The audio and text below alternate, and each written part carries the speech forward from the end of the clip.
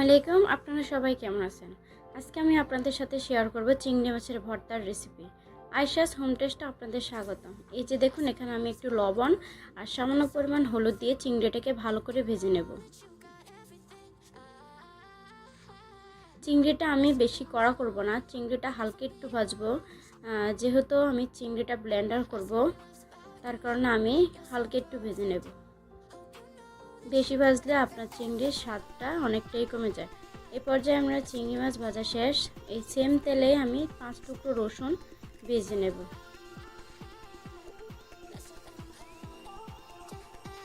যে দেখুন, আমার রসুন ভাজাটাও শেষ।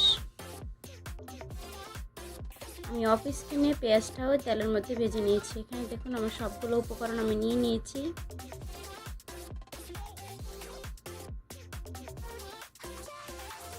এই পর্যায়ে আমি 3টা মরিচ দিয়েছি আর সামান্য একটু লবণ দিয়ে দিয়েছি। লবণের পরিমাণটা আমি কমে দিয়েছি, যেহেতু আমি চিংড়ি মাছের মধ্যে লবণ দিয়েছি। মরিচটা ব্লেন্ডার করা হয়ে গেছে। এই পর্যায়ে সবগুলো উপকরণ দিয়ে দেব। ব্লেন্ডার দিয়ে করলে আপনার 2 থেকে 3 বার করে ব্লেন্ডার করতে হবে। এই যে দেখুন, আমার ভর্তাটা তৈরি হয়ে গিয়েছে। দেখুন কতটা লোভনীয় হয়েছে। দেখতে যতটা লোভনীয় হয়েছে, খেতেও খুব দারুণ হয়েছে। আজকের জন্য এই পর্যন্ত। সবাই ভালো থাকবেন, সুস্থ থাকবেন।